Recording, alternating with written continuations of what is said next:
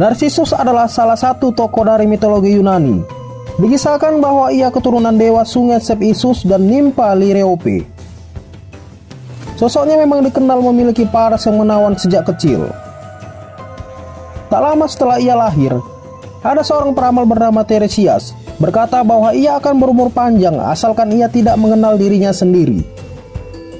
Awalnya kata-kata sang peramal tidak dipahami, sampai akhirnya beranjak dewasa dan menyadari kelebihannya. Ia menjadi pemuda yang tinggi hati dan terlalu membanggakan keindahan yang dimilikinya.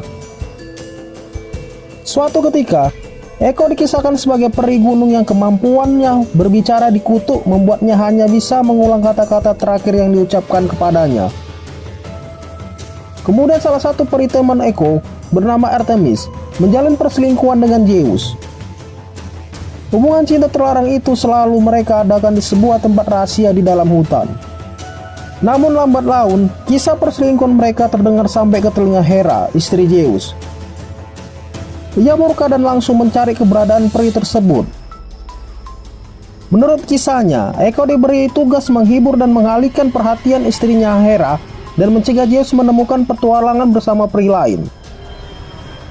Eko populer di kalangan nimfa, tetapi tidak disukai oleh Hera yang dikenal karena sifat cemburu dan pendendamnya menjadi curiga dan marah pada Eko yang mengira sebagai objek kasih sayang dari Zeus. Sadar akan hubungan terlarang Zeus, dia mengutuk Eko yang tidak berperan sama sekali dengan hubungan terlarang tersebut. Lalu Hera berkata, "Nona muda, celotehmu telah membuatmu masuk, dan kamu akan dihukum karenanya.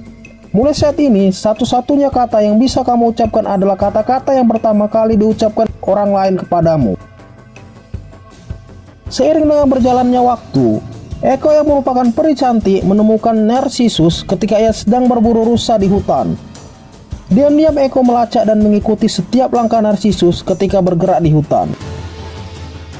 Eko mendekati Narsisus dan ingin mengatakan sesuatu, tapi karena Eko yang di kehidupan sebelumnya terkena kutukan, tidak bisa lagi banyak bicara dan hanya bisa mengulang kata terakhir lawan bicaranya.